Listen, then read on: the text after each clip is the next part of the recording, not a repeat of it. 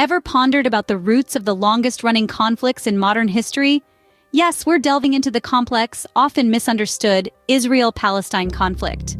Now let's embark on this journey with an open mind, understanding that conflicts are rarely black and white, but today our focus lies on the arguments supporting Palestine. Firstly, consider the historical argument. Palestine, a land rich with culture and history, existed long before the State of Israel was established in 1948. The Palestinians, who have been living there for centuries, were displaced from their homes, towns, and villages to make way for a new state.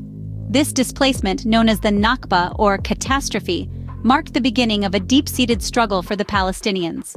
Secondly, the issue of human rights takes center stage. Numerous reports from human rights organizations like Amnesty International have documented the systematic oppression of Palestinians in the West Bank and Gaza. They've highlighted the severe restrictions on movement, discrimination in resource distribution, and violence. Moreover, the blockade on Gaza, in place for over a decade, has led to a humanitarian crisis, with lack of access to clean water, electricity, and medical supplies. Thirdly, the argument of international law. The United Nations has repeatedly declared Israel's occupation and settlements in the West Bank and East Jerusalem as illegal. The International Court of Justice, in 2004, also ruled that the separation wall built by Israel in the West Bank is illegal. Despite these rulings, the occupation and settlement expansion continue unabated. Lastly, consider the principle of self-determination, a fundamental right acknowledged by the United Nations.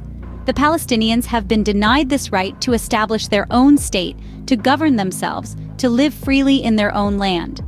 Now, this isn't about vilifying a group of people or a religion. This isn't about painting all Israelis with the same brush. It's about acknowledging the injustices, the suffering, the violations of human rights and international law.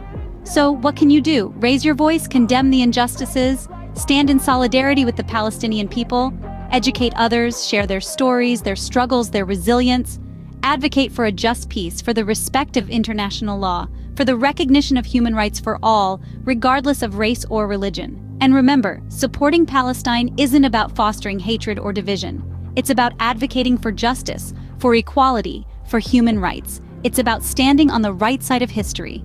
In the words of Desmond Tutu, if you are neutral in situations of injustice, you have chosen the side of the oppressor. So choose wisely. Stand for justice. Stand for Palestine.